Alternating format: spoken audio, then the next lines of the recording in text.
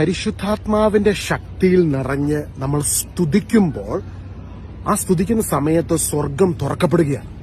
ചിലപ്പോൾ ഇന്നത്തെ നിങ്ങളുടെ സാഹചര്യം നിങ്ങളെ സ്തുതിക്കാനോ പ്രാർത്ഥിക്കാനോ അനുവദിക്കാത്ത ചില പിരിമുറുക്കത്തിലൂടെ കടന്നു പോകുന്നെങ്കിൽ എന്റെ സന്ദേശം ദയവായി കേൾക്കണമേ.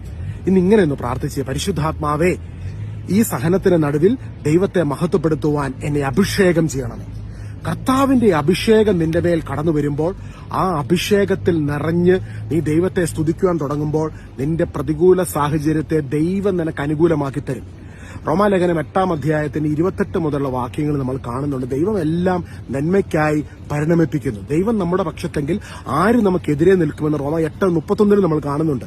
ഇത് എഴുതുന്ന സമയത്ത് അപ്പോസ്തലനായ പൗലോസ് വലിയ പ്രതികൂല അവസരത്തിലായിരുന്നു. പക്ഷെ അതിന്റെ നടുവിൽ ഒരു യാഥാർത്ഥ്യത്തെ അപ്പസ്തോലൻ വെളിപ്പെടുത്തുകയാണ്. ദൈവം നമുക്ക് അനുകൂലമായിട്ടുണ്ട്. ഇന്ന് ദൈവം നിനക്ക് അനുകൂലമായിട്ടുണ്ട്.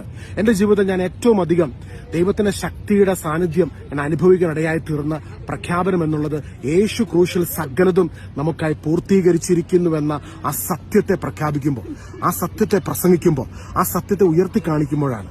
യേശു നിനക്കായി ക്രൂശിൽ സകലതും പൂർത്തീകരിച്ചിരിക്കുന്നു. ഇന്ന് വിശ്വസിക്കുക, ദൈവം നിനക്ക് അനുകൂലമായിട്ടുണ്ട്. ഇന്ന് ആ ദൈവത്തിന് അനുകൂലത അനുഭവിക്കുവാൻ നിന്റെ പ്രതികൂല സാഹചര്യത്തിൽ നിന്ന് കണ്ണുകളെടുത്ത് അനുകൂലമായി നിൽക്കുന്ന ദൈവത്തെ ഒന്ന് സ്തുതിക്കാൻ തുടങ്ങാമോ? ദൈവത്തിന്റെ മഹത്വം നിനക്ക് വേണ്ടി പ്രവർത്തിക്കുവാനിടയായിത്തീരും. പാഴവും ശൂന്യവുമായിരുന്ന ഭൂമിയിൽ, ഇരുളായിരുന്ന ഈ ഭൂമിയിൽ, അന്ധകാരം നിറഞ്ഞ ഈ ഭൂമിയിൽ നമ്മൾ ഉൽപ്പത്തി പുസ്തകത്തിൽ കാണുന്നത് എന്താ? ദൈവം വെളിച്ചത്തെ ആ അന്ധകാരത്തിലേക്ക് അയച്ചു. ദൈവത്തിന്റെ ആത്മാവ് വെള്ളത്തിന് മുകളിലൂടെ പരിവർത്തിക്കുന്നുണ്ടായിരുന്നു. അന്ധകാരം നിറഞ്ഞ ലോകത്തിലേക്കാണ് ദൈവത്തിന്റെ വെളിച്ചം കടന്നു വന്നെങ്കിൽ എത്ര അന്ധകാരം നിറഞ്ഞ അവസ്ഥയാണെങ്കിലും നിനക്ക് വേണ്ടി ഇടപെടാൻ സർവശക്തനായ ദൈവത്തിന് സാധിക്കും.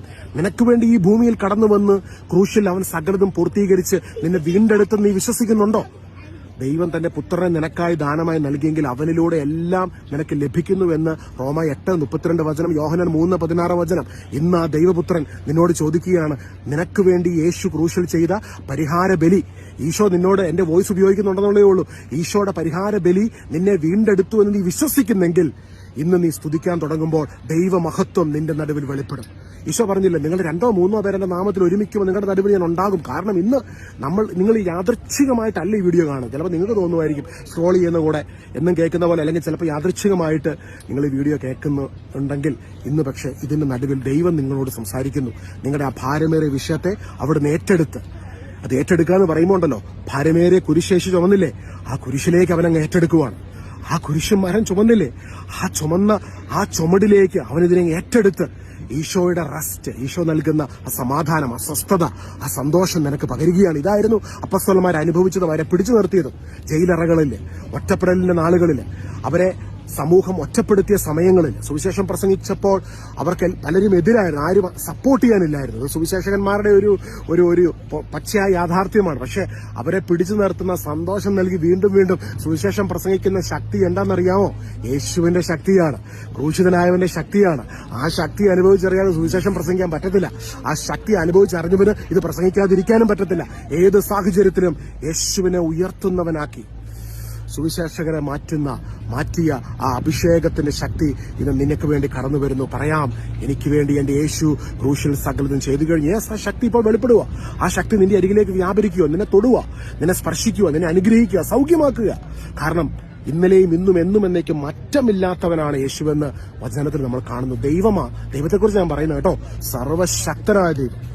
ഒറ്റ സെക്കൻഡ് കൊണ്ട് പച്ചവെള്ളത്തെ വീഞ്ഞാക്കുവാൻ മരിച്ച ലാസറിനെ ഉയർപ്പിച്ചവൻ. അവൻ അസാധ്യമായതൊന്നുമില്ല. ലൂക്ക 1:37.